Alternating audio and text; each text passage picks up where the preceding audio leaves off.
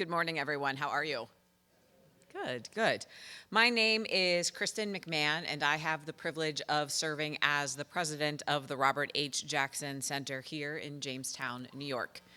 All of the center's programming is free and open to the public, and we could not do that without the help of our many friends, donors, and sponsors. And for today's program, I would especially like to thank the Randall J. Sweeney Education Fund for sponsoring today's program.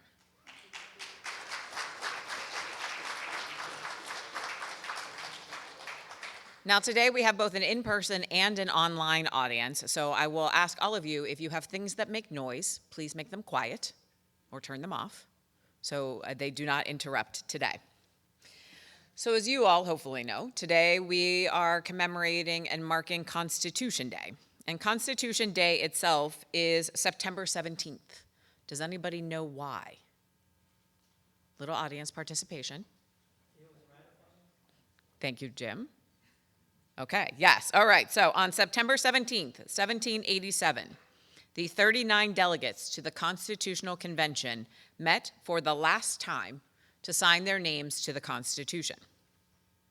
Now, Justice Robert H. Jackson had great respect for the Constitution of the United States, and he believed that there is great importance that the public have a deep understanding of how government operates, because if future generations do not master that, they will be making important policy decisions without a strong foundation.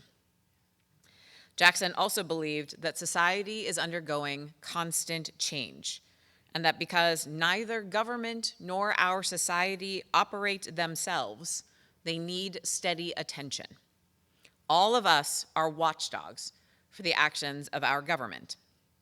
And in fact, in a 1950 Supreme Court opinion, Jackson wrote, "It is not the function of the government to keep the citizen from falling into error. It is the function of the citizen to keep the government from falling into error." And that gives all of us a tremendous amount of power. We are the ones who get to tell our government whether they are meeting our goals and objectives. We get to tell them what they need to do in order to win our support. Do you want them to publish their stands on certain issues? Tell them that. Do you want them to campaign in your area? Tell them that. Do you want them to vote a certain way on a particular issue? Tell them that. Jackson also believed that no citizenship in the world requires more watchfulness and understanding than that of the United States. So, that also means we, the people, have an incredible obligation in our democracy as well. This is not a one-sided relationship. We need to educate ourselves. We need to pay attention to what our governments are doing and how it is impacting us and our communities. We need to get involved in whatever way makes sense to each of us individually. That could be writing letters, getting involved in a campaign, talking with your friends and family about issues. And for those of you old enough to do so, it absolutely means voting. Democracy is not a passive experiment. He recognized that we, the people, do not hold a unified view on almost anything. The Federation of States, uniting under one government to take care of our common concerns and interests, operates in parallel to that of our local and state governments.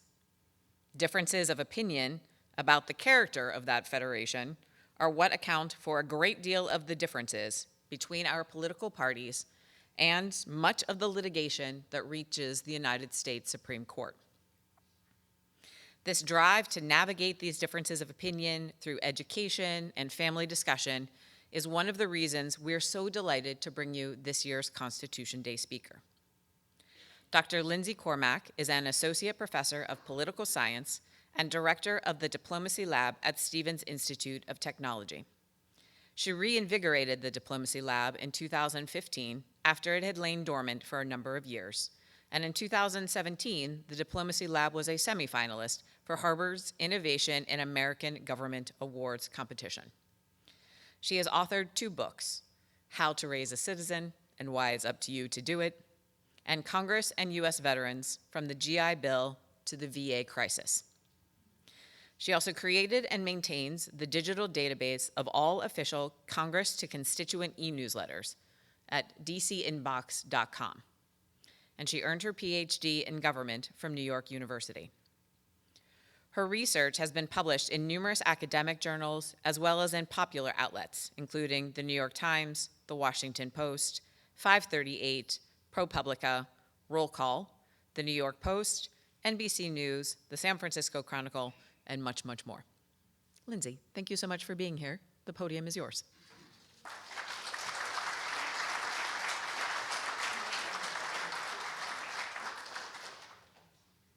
Thank you all so much for coming out this rainy Friday morning, and thank you for that introduction. That was wonderful and lovely to hear all those things. I also want to thank David and Kenny for all the work that you're doing behind the scenes here, as well as Ed, who's on tech, and Bob, who's selling books outside. So thanks for everyone coming together to make this happen. I realize that I don't know many of you, so I'm going to tell you a little bit about who I am, and then I'll get into this work, and then hopefully we'll have some time for questions and answers at the end. It's not often that I get an opportunity to talk to an audience that ranges from, I think, maybe 7 or 8 in the middle to maybe 70 or 80 at other parts of this room. So I'm really excited to have an intergenerational experience with you all. So who am I? I'm Lindsey Cormack, and I have been for the last year or so going around the country talking to people about my most recent work, which is what we're going to do today. This is me on C-SPAN TV when I did an interview with a member of Congress about this work. But prior to writing this book, I did some other things, like go around New York City with a sandwich sign that said, "Will you chat with me about politics for 3 minutes?" I had a sand timer, I had 2 chairs and a table, and I did this while I was on sabbatical from my work as a professor so that I could understand people a little bit more directly. Most of my research has come from a higher level looking at numbers or words or trends over time, but that year gave me an opportunity to talk to people one-on-one. And I'll tell you something that I heard that helped me sort of get this book project completed, which is many people would say, I don't like the way our politics is going. They'd be fed up with something and they'd say like, oh, I feel like, it's just in a weird direction. And the way that they think about it or express it to me is that they were like passengers on this ship of democracy or this ship of American politics, and they didn't understand which harbor it was going to port at, but they didn't like the ride. And what I would gently remind them at the end is that none of us are actually passengers on the ship of democracy. We're actually all crew members, and we get to drive that boat, and we get to direct where we're going to go, but we have to make sure that we see ourselves as members of a working crew versus just passive participants going on a trip that we don't know where we're going to end up at. I've worked at Stevens Institute of Technology for 11 years. Stevens is an engineering school in Hoboken, New Jersey, and it's not a bedrock of a bunch of political science students. Instead, most of the children that I get to interact with and young adults are people who are going to go on to be mechanical engineers or civil engineers or computer scientists. And it has been working with them that led me to write this book, because these are some of the smartest people I've ever got to be around. They're very good at doing school, they're systems thinkers, they're heads down, they go on to great careers. But oftentimes, they don't know the very basics of our government. They don't understand how to pull their own levers of power. And being with them year over year made me worry. If this is the ones who are getting the best scores on our tests and they don't know these basics, what about those who aren't doing as well? Or what about those who decide not to go to college at all? The amount of knowledge that they're lacking made me want to write this book, and I did it with the help of 6 research assistants from Stevens Institute. It's also the case that while I've been there, early on, I got voluntold as the lone political science faculty when I was first hired that I was going to be the person in charge of voter registration and voter drives. I took that on, and every year that we have an election, we do what's called ducks to the polls, because our mascot is a duck. Well, we collect the students, we walk over to where they can go vote, and then we have an ice cream party. We don't care how they vote, but we care that they can do it. Every year, without fail, multiple students are turned away because they're either not registered or they're not registered in that county. And they didn't know this, and 30 days prior to the election, it wasn't top of mind for them, so they didn't have time to remedy this. And this is heartbreaking to me. They're crestfallen, they're frustrated, they think they're gonna get to do this big adult thing, and then in front of all their friends, they're told they can't. It was those experiences that made me wanna write this as well. The first thing I ever did, and something that I hope you check out when you go home because it's much better on a computer than it is on a phone, is a website called DC Inbox. And what this is every member of Congress gets a member's representational allowance so they can talk to people in their district about what it is they're doing on their behalf in DC. And I thought to myself, these are taxpayer-funded documents. They're sort of primary source documents. I think that we, the people, should have access to these, and we should have this as our history. And in 2009, I went to the Library of Congress to ask about that, and they were like, we do have all of these. They're printed out in a basement. You're more than welcome to scan them, despite the fact that these are all emails. And so in 2009, I started making the digital architecture for us to house all these documents. And today it has over 209,000 emails from members of Congress to constituents. And it's a free resource that anyone can use to go find out what your member of Congress is saying, trends in different words over times. And I've used it in plenty of my research to sort of figure out what are the contours of our politics, at least in the words that we're saying or writing to constituents. My first book was Congress and U.S. Veterans, From the GI Bill to the VA Crisis. And though I like this book, and though I think it has a good thing to offer to the world, my new book, the one that I'm talking to you about today, I think is a really good book. So if you have questions on this one, I'm happy to talk about it, but the focus is going to be on the other one. I also, in New York City, serve on my community board, and I imagine up here you have some sort of community organization that is either appointed or elected that does really small things like zoning or liquor licenses. In my community, I chair the committee that's responsible for liquor licenses, cannabis licenses, outdoor and roadway dining. It's the most hyper-local form of government, and I feel honored to be able to do this because it allows me to see government from the very, very start, and I mostly study government at the tops at the federal level. And today, I'm here to talk to you about my new work, which is How to Raise a Citizen, and in parentheses, the part that my daughter added, which is, and why it's up to you to do it. I'll tell you, when we started writing this book with my 6 research assistants, we went out thinking we were going to find what state is preparing students the best, which one is getting this done in a way where their kids are registered to vote, they understand the system, they know how to participate. In the course of doing that research, we found out that no state is doing this that well. And so it became a book that goes directly to parents. And I'm going to talk to you today a little bit about why it's hard to get this done in schools. None of this work is meant to disparage schools. We interviewed teachers in 47 states, and everyone we talked to was trying their hardest. But as we're going to see in a few minutes, it's really hard to get this work done in schools for a variety of reasons. Before I start this, though, I know that we have some students in the audience. These questions are going to be for the students. And the first one is, question 1, what is the name of the document that outlines the structure and powers of the U.S. government? Who knows this? Any students? We sometimes consider it the supreme law of the land. We got one back there? What is that? The Constitution. Very good. So you've got this. And I'm not going to be able to, usually I throw these. There's no way I can throw this all the way to you. So I'm going to chuck it up the stairs, and then someone, I'm such not an athlete. I'm the opposite of, we're a little closer. Okay. So if you guys are closer down here, it's more likely that I'll be able to get a starburst to you. Well, yeah. All right, let's see. Question 2. How many branches of the government are there in the United States, and what are they? Yes, closer. 3, what are they? Very good, okay. Now, everyone saw what just happened. Yeah, protect yourselves. Protect yourselves. Okay, much better. So, in my classes, when I do reviews before finals, the first year when I started doing it, I was like, well, if I throw candy at them before the test, they're going to have a sugar high. I'll throw apples at them instead. But as you just saw, I'm like so bad at throwing. They were like, please don't do that again. It's really, really scary to be back here. Okay, those are the 2 questions. We've got 3 more coming. But before we do that, I want you to look at the map of how politics, government, and civics are taught throughout the United States. Now, it's not important that you understand, like, this state does that, this state does that. What's important is that it's a patchwork. There is not a national curriculum that says, here's how you're going to teach students how to understand the government.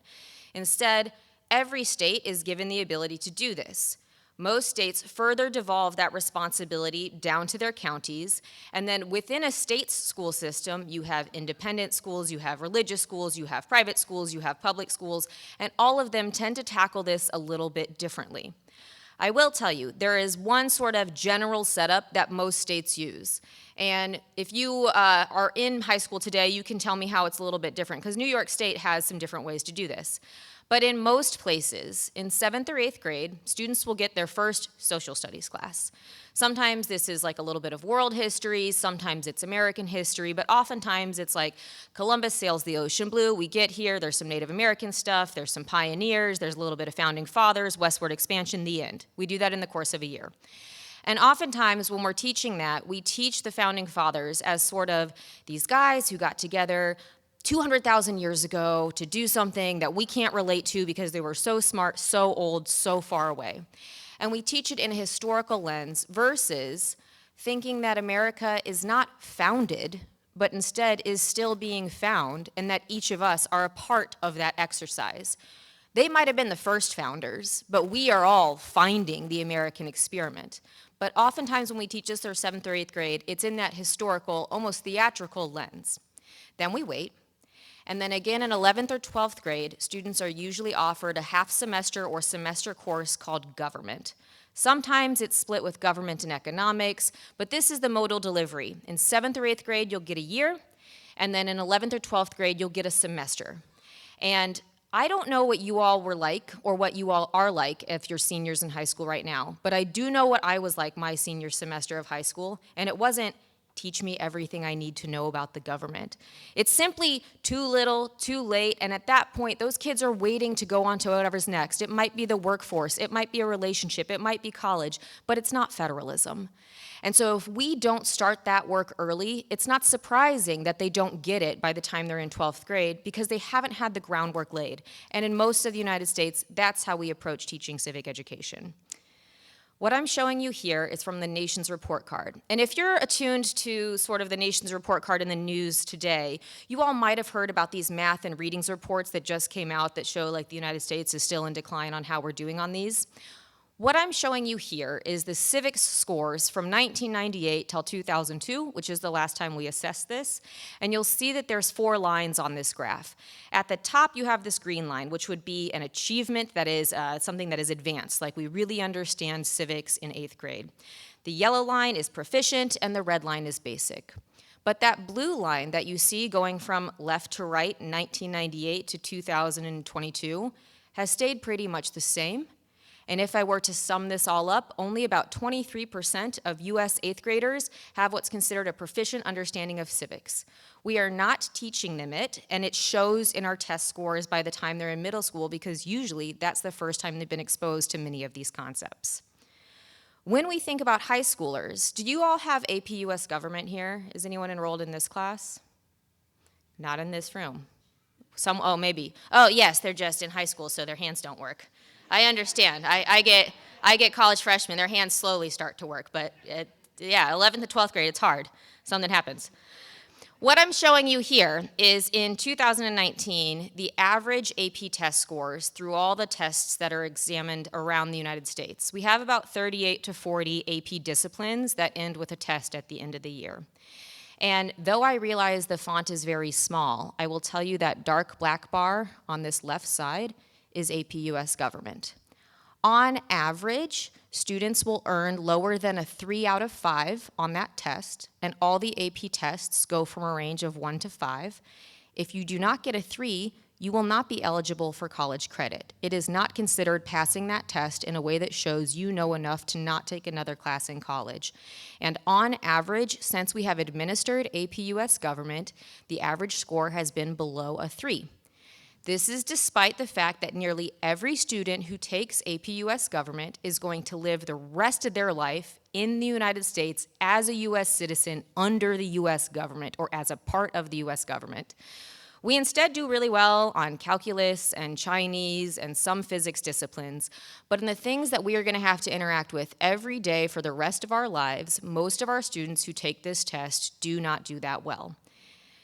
I'm showing you right here 2023, and I realize it's hard because there's a lot of different texts on it, but I'll just go point to where AP US Government is.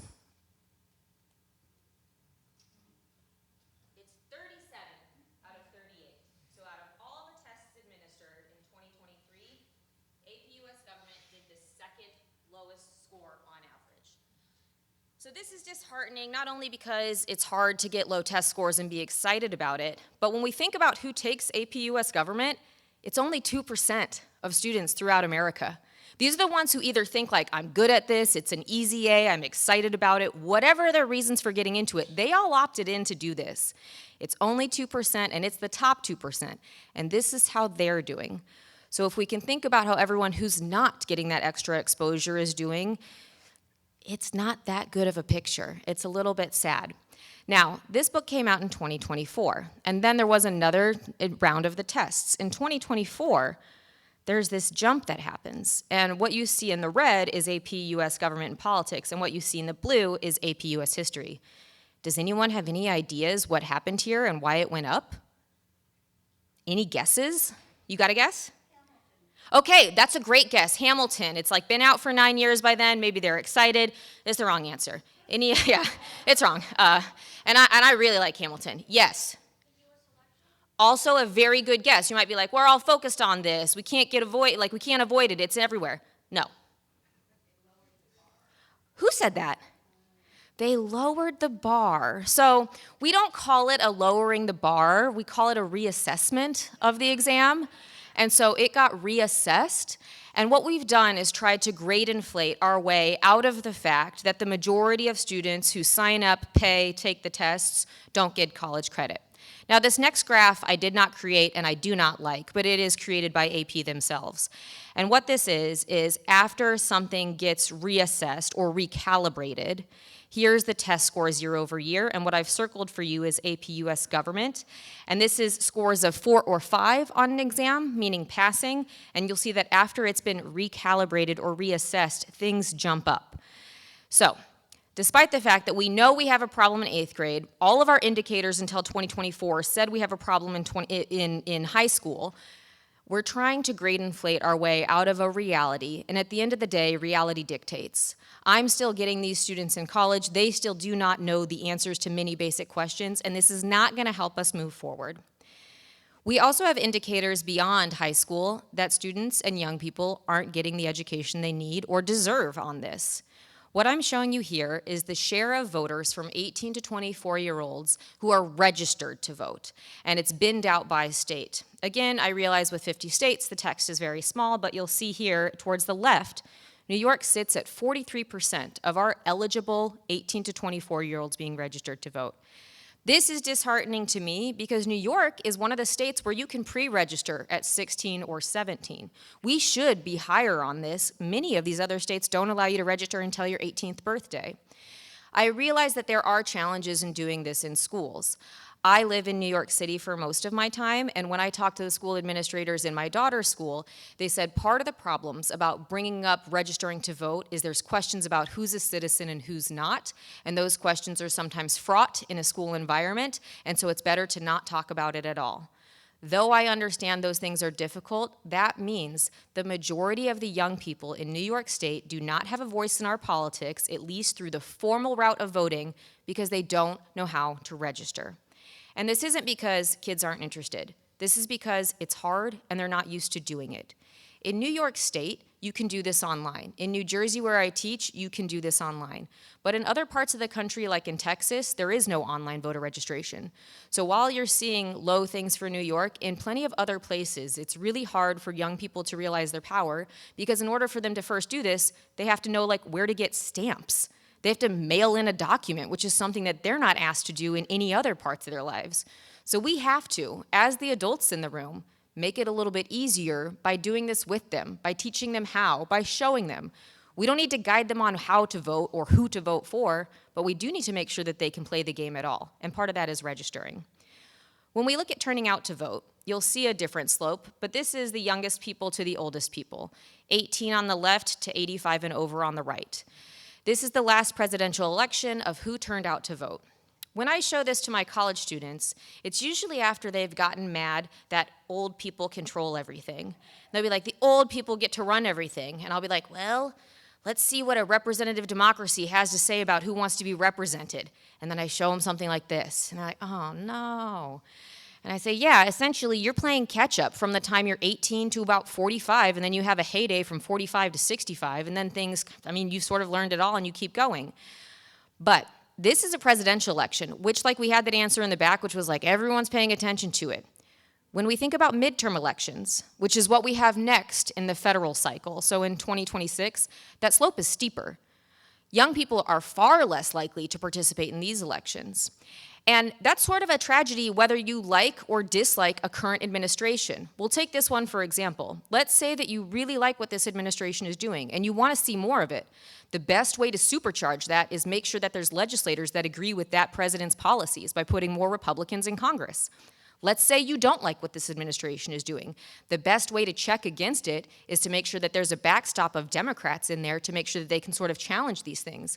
So no matter how you see politics, there's a good reason to be invested in our midterms, and young people tend to be the least invested or the least aware and certainly the least likely to participate. So there's a few routes to how we got there. One is, it is intricate. American politics is not easy, and I understand that. We have multiple levels, we have multiple layers. There's only about 250 years of history, but it is hard by design.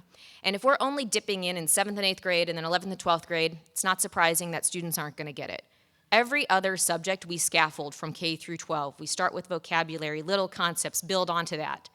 Even if you think about religious upbringings, usually by the time you're 12, 13, or 14 in many faiths, you're going to know what it takes to be confirmed or bar bat mitzvahed because we start those sorts of conversations earlier about what those practices are. We could do the same, we demand the same because it's so intricate, but we usually don't. In the course of doing this research, we also found two sorts of orientations that many parents or adults have towards politics around their children. Mostly in the middle of the country and in the South, we find this tradition of not talking about politics. I'm from Kansas, and this was certainly true in my house, where talking about politics is sort of taboo or off limits in the same way talking about religion or money or drugs or sex would sit over there with things you wouldn't bring up. If we don't practice doing this, if our kids don't see us doing this, we're not giving them the muscle memory that they can use to grow stronger as they mature into the system. Alternatively, more on the coasts, I find that people hate politics. That means the way that they talk about it in front of their children or with their children is that the people who are in it are liars or cheaters or egomaniacs and the system is rigged and they're only one piece of it. If that's the story our kids are getting, it's not surprising they don't want to learn more. Who wants to go hang out with liars and cheaters and egomaniacs? So neither one of our cultural orientations to talking about politics are really serving our young people.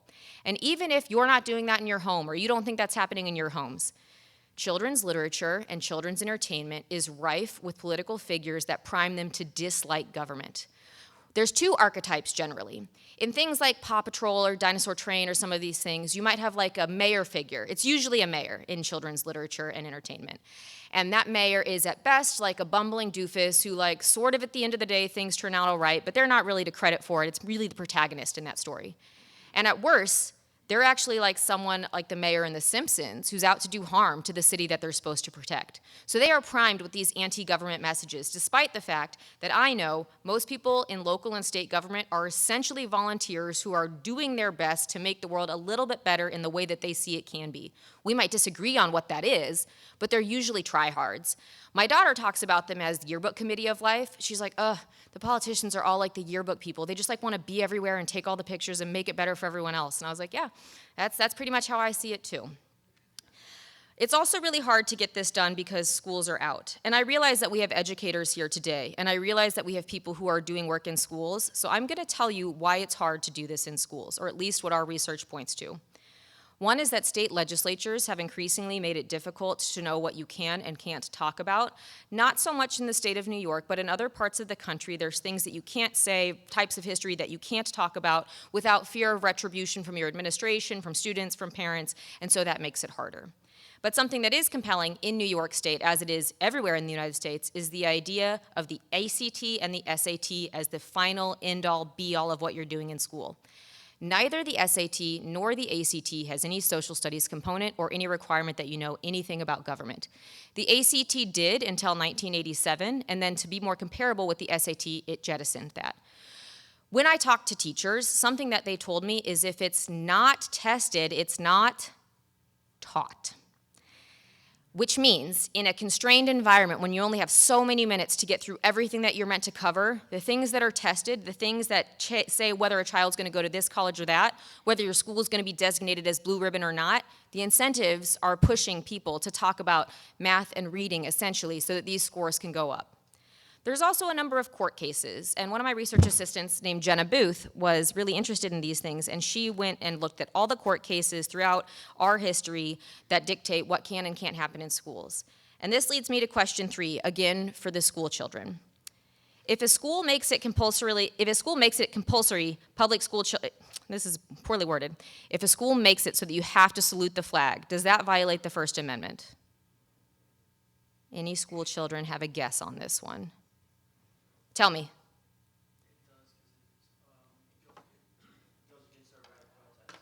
Okay, very good. And do you know what that decision was? It was I don't remember this exact case, but it was a Supreme Court hearing that ruled it unconstitutional to enforce the pledge. This is very good. Do you know who might have been a part of that decision? Got a big hint. Got a big hint right there. Yeah. Yes.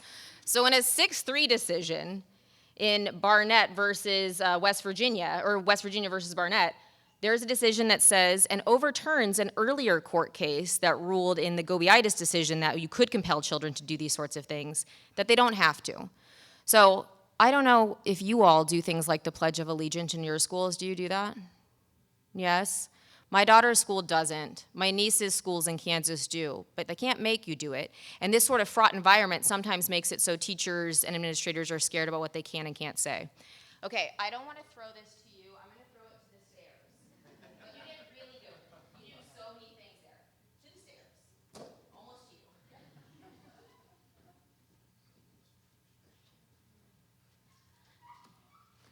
Okay, so we said legislators, they've made it harder. We talked about test prep. We talked about court cases. There's another really easy way to think about how we know we're not doing this in schools, which is money. If you think about the federal government and how it spends money, for every $50 that it sends to STEM, so science, technology, engineering, math, does anyone know how many dollars it sends to civics? $50 to STEM and 5 cents to civics. So no matter how you want to slice it, there's a priority that is seen in the dollars and cents of this. I work at a STEM school, and I love all the innovations that we can have from a STEM school. But I tell my students, if you are building the things that are going to change our realities, whether those be Amazons or Metas or TikToks or whatever, you sort of owe it to us to understand what the government's role is in this or what the limits should be. And oftentimes we're prioritizing one at the expense of the other. And then finally, the thing that I understand is like really hard, and I understand that we have parents in this audience, but if we want to talk about why it's hard to get this work done in schools, a lot of the challenge is parents themselves. And this is not just something where you'd say like, oh, in Southern schools, I've heard that they're mad about how you're going to indoctrinate kids or something like that. In New York City, we have parents who are mad about what's being talked about politics in the schools themselves, and so it's sort of a ubiquitous thing. When we talked with teachers throughout the United States, they all told us that one of the reasons they shy away from teaching government and civics is because they are afraid of controversies that might erupt with the parent body in their schools. This isn't just the research that I've done. The Sandra Day O'Connor Institute has asked these similar sorts of questions, and what I'm showing you is their most recent data, which if you look at the pie chart, 76% of people said that they've self-centered themselves in the classroom because they're afraid of pushback or controversy. And when you look at what they're saying are their primary reasons for not doing this, it is the idea that if you say something, even as basic as like, there's 3 branches, legislative branch is first, it's Article 1, executive is second, it's Article 2. A student might hear, my teacher doesn't like the president. They might tell their parents, my teacher said the president isn't as important as Congress. That parent might get a Facebook group riled up. They might email a principal. They might email them directly and badger them. Especially after 2020 and 2021, when our schools sort of came to our homes in the form of Zoom classrooms, there was so much more parental insights and oversights to what's happening in the classroom. Teachers have said, even though they're well-intentioned and they want our students to know these things, they just don't want that to be their reality because they don't like it when parents are badgering them all the time, which I understand. As a college professor, I'm very insulated from this. I never deal with parents, but it does seem like someone who's raising a 13-year-old among other parents, I do understand the capacity for teachers to be frightened by these sorts of things. So I argue in this book that young people deserve to understand politics. And I like to think about it like this. No one likes to play a game they don't know the rules to. Pick up any game you like. Like, let's say you wanted to play basketball and you didn't know how much the points were worth, you didn't know what a foul was, you didn't know if you could dribble or not. It's not that fun, and you wouldn't be that good at playing. Other people around you would bench you. If you know the rules to a game, it is more fun, no matter what that game is. And when we think about the US Constitution, it is sort of the rules. Those 15 or so pages, if you printed it out with 12-point font, that's the rules. Congress gets to make like house rules. Like it gets to say like, we're gonna modify it for this or this. The executive gets to enforce the rules and the house rules. The judicial branch gets to say like, well, if there's a conflict of these rules, we'll figure out what's happening. But we need to know the rule book in the first place. It's especially challenging to me that after 12 years of mostly taxpayer-funded schools, so our public schools, that our kids can graduate from those schools not knowing the systems that they're participating in. I know that we are all far more capable when we learn and understand our basics, and it's certainly beneficial for young people to get this in other realms. So not just, are you a government trivia expert? But what about things that can scare you or make you feel lonely or apathetic? Getting involved in local and state politics, having that routine commitment to doing something to better the place that you live in, is good for their mental health. It also is true that you're way less likely to be susceptible to misinformation or disinformation if you know the basics. Headlines can't scare you as much if you understand that there's limits to power. Or if you read a headline that does scare you, you should be able to activate and say like, hey, I actually think there's some limits here that we as citizens have to take it upon ourselves to enforce. I'll also say that if your goal is college, there's like no downside to getting involved in politics. Every college, no matter if you're volunteering for a government or a left or a right or a middle or a nothing candidate, knows that kids who engage in that work are pro-social, they're problem solvers, they give back to their communities, and every college wants to know local politicians or state politicians or federal politicians. So any of that work is beneficial, and the idea that you might like volunteer for the wrong person is not true. Admissions officers like people who take on that initiative. I also know that our politics will be far more representative if we do this as young people. And the last thing for young people to think about, and something that I actually feel like our discourse needs an overhaul on, is this idea of our counterpoints are not our enemies. You might find yourself solidly within the Republican Party or solidly within the Democratic Party, and you might think everyone who's not in that is an enemy. I don't think that's the right way to think about it. And actually, the beauty of our system is that we're gonna in equilibrium be a two-party system. We always have been. Sometimes I have conversations about third parties with people. That's not really the way our system's going to have it. But in that system, you actually have two sides that will not all have all the answers, but they'll know some and they'll know the others. And so if you can think about this as a collaborative system, which is a system where your good points and my good points are gonna compete against each other so that we can form a more perfect union, that is far better than thinking about this as a big game of compromise. Because in compromise, everyone sort of loses a little bit. Like you're gonna give something, I'm gonna give something, we're both gonna be a little bit sadder. That's not the way we have to think about this. We can think about this as a collaborative system, which is like you're gonna give, I'm gonna give, it's gonna hypercharge into something that's better. And that is actually a beauty of our system that is not that well realized. For the people who are here who are parents or grandparents, I do think you have to act as the agents of change. And I say so not in a finger-waggy or scolding way, because most of our parents who were in school systems within the last 50 years were also under this decline of civics attention. So many of us don't know what's happening because we were underserved by school systems who didn't teach this to us. But our children and our young people are shaped, their dreams are shaped by what we show them. If they never see us caring about politics or having a conversation with someone, they're not gonna know that it's valuable to do that. If they don't know what it's like to proactively and positively engage with a subject that's controversial, they won't know how to do it. We also know that kids do politics. Like kids is very young do politics. Like if you've ever seen them play games, they know like petty legalese. They know mine, not yours. They know resources. If you think about games like video games or even things like Roblox online, there's like team coordination. They're getting together and making decisions. So kids do politics. Harvard does a study every year interviewing young people about their thoughts on politics, and they want to know these things because they want to grow up. They want to understand what it's like to be an adult. It's not that they don't care, and so that's a bit of a myth. They're very capable in these ways. Like I said, things only get better with more attention, and for the adults, I know you all want your kids to be as powerful as possible. You are more powerful if you understand the system. I'll give you an example from my life. I have a boy who I'm friends with his family, and he's been really mad about the basketball rims at the place that we have to play in our neighborhood because they're crooked, and he says it's harder to play on the courts.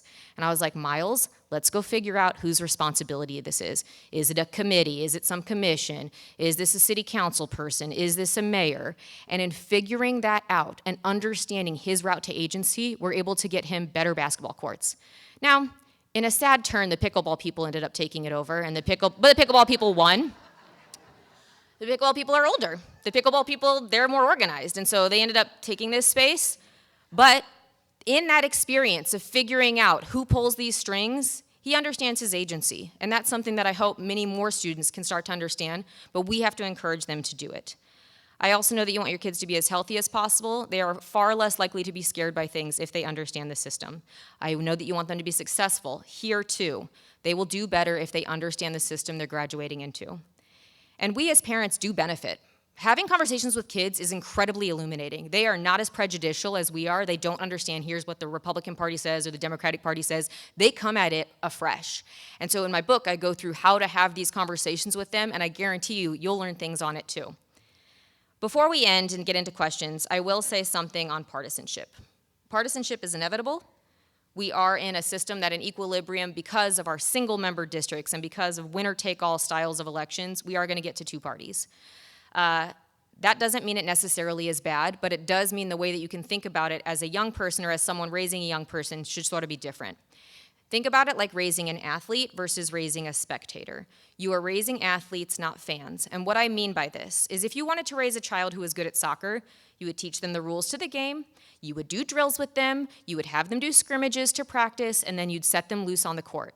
If you were just teaching them to be a fan or a spectator, you would say, here's the chants that we have, here's the ways that we paint our face, here's who we cheer for, here's who we boo for. But in politics, we are all athletes whether we like it or not. You might be a more or less capable athlete, but there really is no one on this side. You're just sort of bringing a team down or elevating it up. And so instead of thinking, I need to teach my kids which teams to cheer for, you need to teach them the pre-partisan skill of what the game is. And don't worry if they think about something else. Don't worry about if they have a different partisan stance, because even if we think about, like, I really care about my own party, the best social science research says it's about a coin toss that you can raise a child who sees the world in the same way you do by party identification. So trying to raise a little Democrat or trying to raise a little Republican should not be the goal. The parties change over time, ideology is fluid, the personalities that make up the parties change over time. So if you can give them the tools to understand the game, trust that they will be better for whatever team they decide to get in with because they know the rules. So it shouldn't be the goal to make sure that your kids are seeing things in the same way that you do. And I actually argue that regardless of your political orientation, if you can raise a child who has a different orientation, that's not a marker of failure. In some ways, it's a marker of success. It's a marker of understanding that there's a free flow of ideas, that there's love that binds your house beyond what you're thinking about politically, and those are good values to go into the world with. Okay, question 4, again for the young people. Which amendment to the U.S. Constitution gave 18-year-olds the right to vote?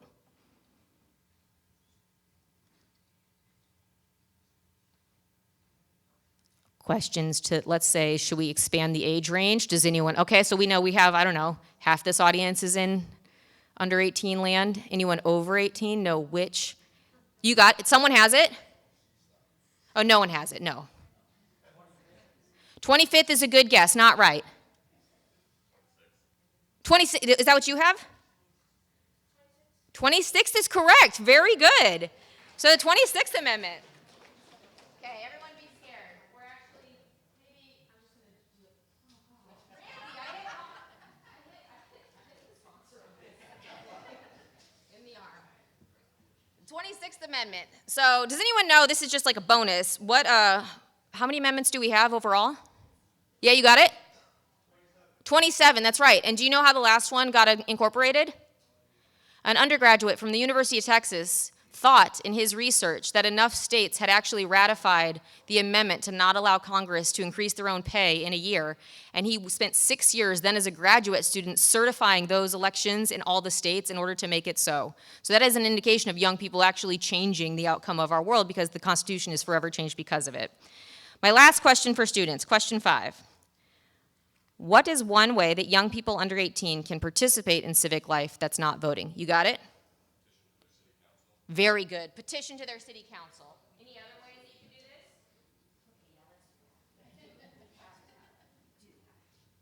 Okay, we have petition to the city council. Any other ways? Yeah? Protesting? Public debate. I love it. Student government, so good. Yes, being a part of student government and making so that that student government is more than just a party planning committee. Oftentimes throughout the United States, student government is like, what's the prom going to look like? But you want your student government to represent more and make programmatic decisions that help the students in your school. That's a very good answer. You can also volunteer for campaigns. You might not be able to vote, but you might find a candidate that you're excited about. You can go to local government meetings. I will warn you right now, as someone who does this 4 times a month, they are very boring. However, you being there is not just a learning experience for you, it is a reminder of all the people doing that work that you are a part of the system. It's not like wait till you're 18, you are a part of the system and people need to be reminded. You can participate in protests, you can organize community events.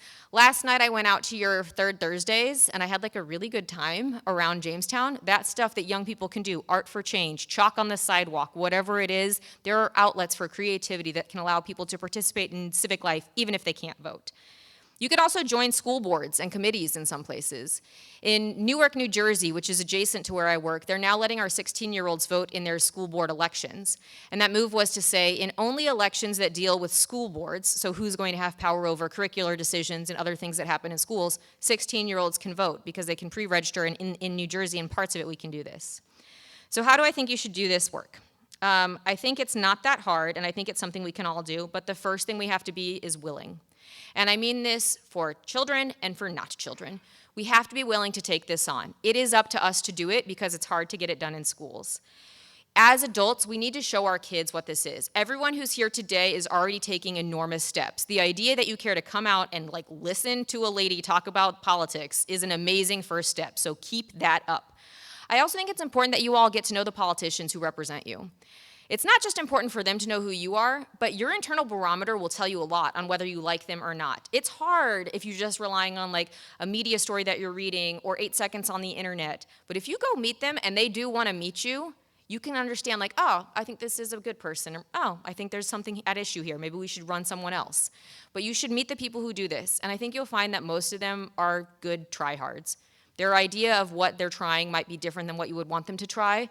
But it's not the case that we have like nameless, faceless bureaucrats who are doing state and local government. It's your neighbors and your friends who are mostly volunteers who do that sorts of work. I also would argue that as parents, we really need to check our negativity. This is not to say there are not things to be negative about in American politics. There are. But if all we do is say when things go wrong, instead of saying like, God, it's good that we have clean drinking water, or wow, I really like these roads, or man, it's nice that these schools are operating 5 days a week, as my brother's schools are going to 4 days a week in Kansas. Like, it's good to see the upsides in these things and show our kids these positive benefits. And in the end, I will tell you that politics is going to happen to us whether we like it or not, and so you might as well know a little bit more about that system so it's an easier go for you and a better process on the other side. Now, I don't want to ask any of you to bring out your phone, but I do know that sometimes people like doing this, and so that's a QR code, I think, for my Instagram, where you'll find me say a bunch of little things on how to raise a citizen online. I'm so happy for your questions, and I want to tell you that I think the best form of generosity is attention, and I feel like you all have been really generous with me over the last 45 minutes. So I can't wait to talk to you about what your questions are. Thank you for listening to me.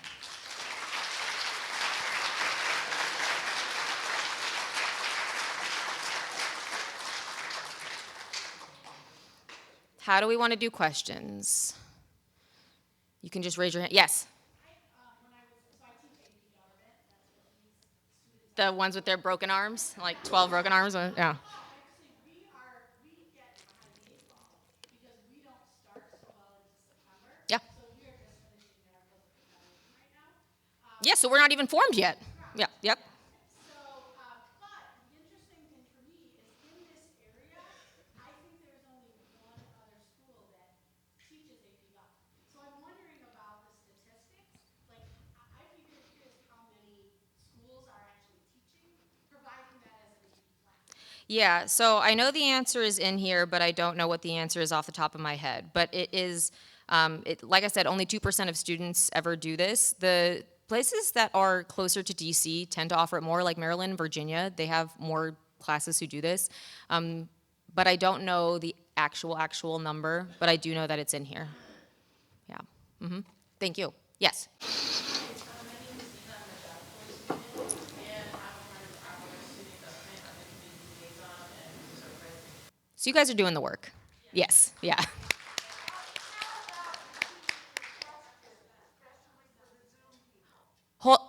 I'll get to that in a minute. Continue. I preface that to say I didn't necessarily know about how a student government worked until I got the job corps. This was an elective thing that I chose to come to rather than just, just being forced into it. I decided, I'd like to see changes on my campus, so I'm going to be a part of the government. Now, as a fellow student, I am kind of like an ambassador for other students, but if I'm speaking to someone who has no idea where I'm from, what I do on campus, how do I speak to them and encourage them so that they can understand how to be a citizen? I like this question very much, and I think this is the challenge of our times, and here's what I'll say, is you have to meet people where they're at. So oftentimes it's, I don't know anything about this, I might not care about this, why would it matter to me? But you cannot leave them where you found them.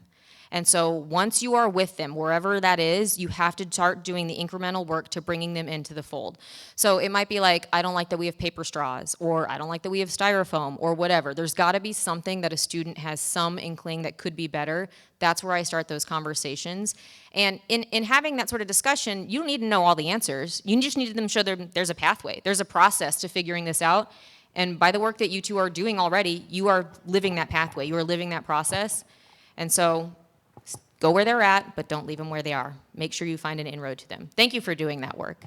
There was something down here that I didn't.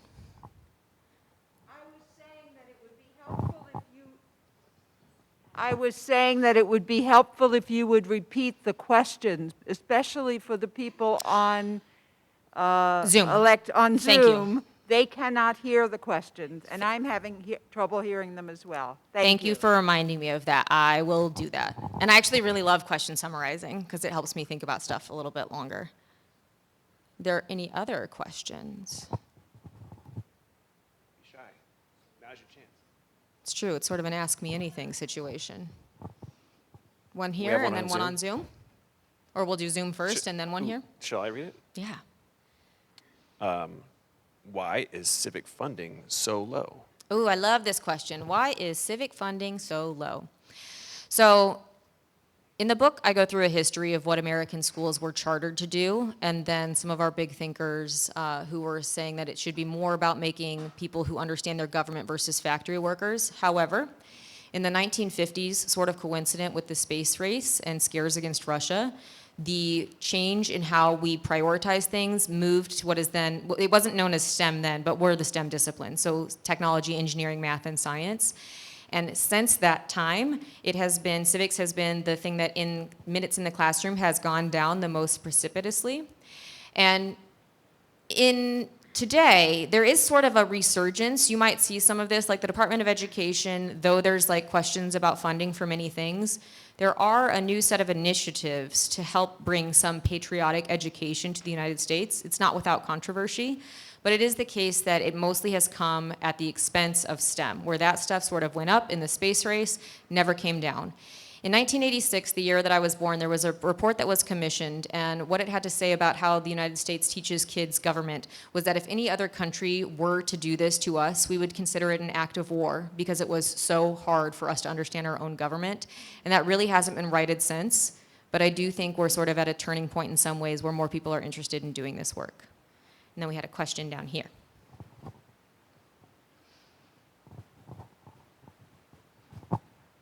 Friedrich Nietzsche said, if you gaze long into the abyss will gaze back at you. What that point is in philosophy is very important in terms of ideas and the presentation of those ideas. The loss of public speaking on all aspects of points of view or ability to project your ideas. City council should not be a place where ideas go to die. They should be generations that incorporate those principles. So being an 80-year-old and being an activist, an environmentalist, and a biologist, my whole point is this for the youth, is to gauge yourself in issues that are relevant to you. By doing that, the abyss will no longer be there, but you'll be part of the clearing of that. Thank you. I agree with this, yeah.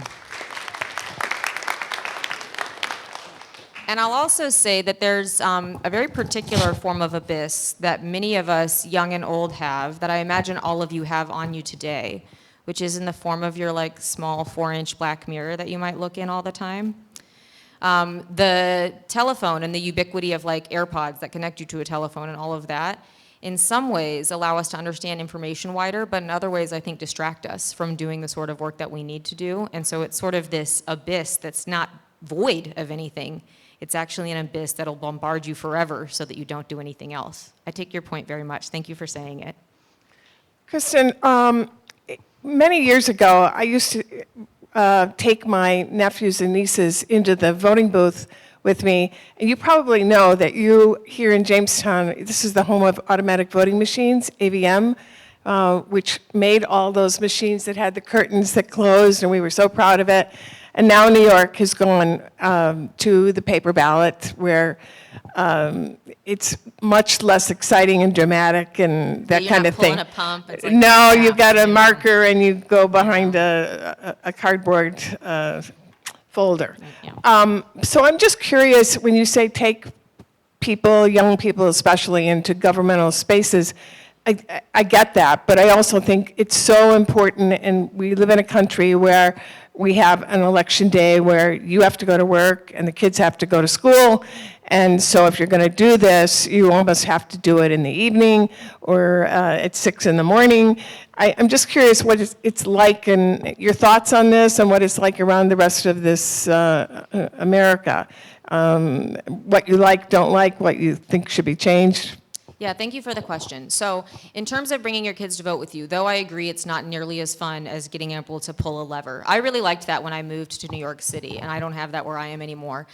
You have to take your kids to these spaces so that they can sort of understand the ritual, because it's very intimidating as an 18 to 22-year-old doing it for the first time. You don't know, like, if you have to bring ID, you don't know what they're going to ask you, you don't know what the systems are. And so I think that you should do it so that they can sort of understand what they're going to expect on their own.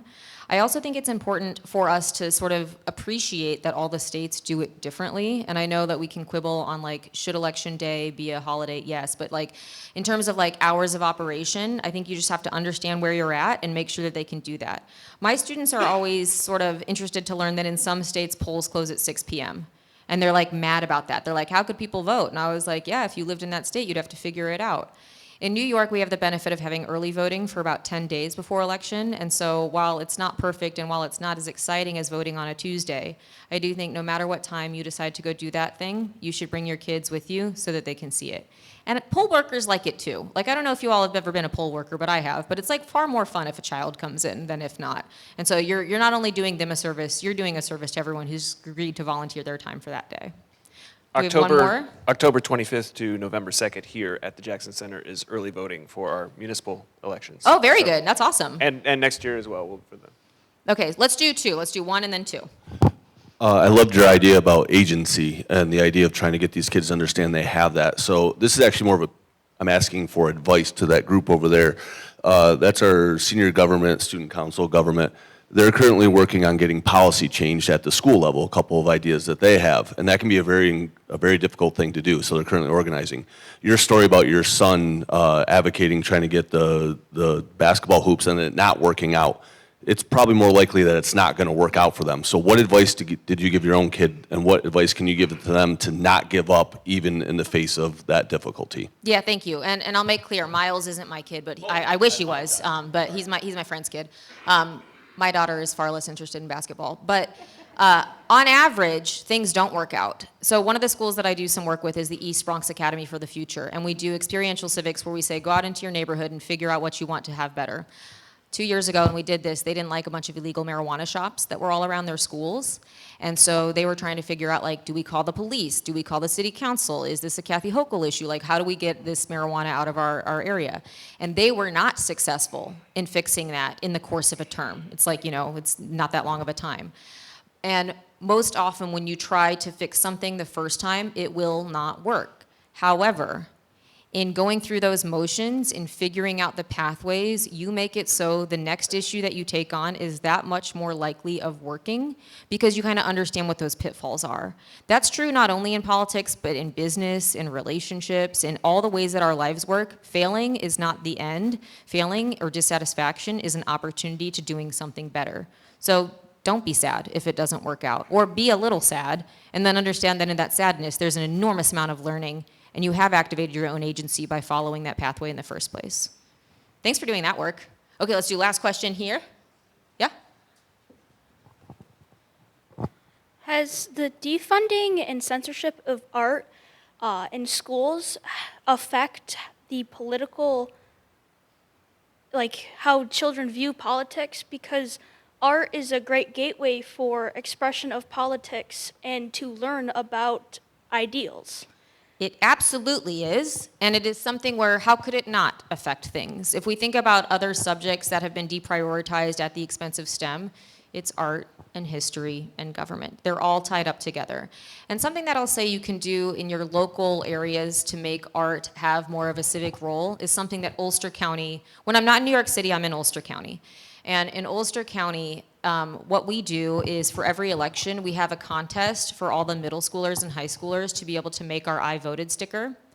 And in the book, you'll see the sticker that won in 2022, and it's like this scary, crazy looking spider that says I voted. The one that they just settled on for this next election is a Statue of Liberty holding up a slice of pizza that says I voted. And that is a way to get the artistic talents of the young people involved in this process because they get to vote on like which sticker is going to win. And then that's the sticker that's handed out to everyone come election day. So I think there are small things that we can do to bring art into this process. It's absolutely necessary. Art for change is change. But we're probably going to have to do that work instead of thinking our schools or our governments are going to provide that for us. But then again, we are our government. We are the ones who make it up. So if we want to see that change, we can advocate for that. And hopefully, it's not too heavy of a lift to say we're going to print new stickers. Thank you for that question. And thank you again so much. I think Elizabeth might have something to say. Yeah, let's thank Lindsey once again for coming to the center. So look into our website and our upcoming events. We have a lot going on as per usual here at the center. Thank you for coming today.